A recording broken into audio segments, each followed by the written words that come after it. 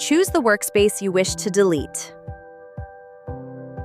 Click the info icon to access workspace settings. Click on Advanced Options, where you'll be able to delete the workspace. Click Move Workspace to Trash to delete the workspace.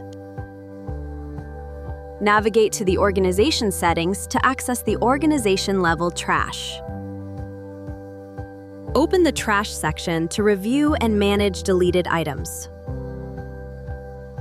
Click the More Options icon beside your deleted workspace for recovery actions.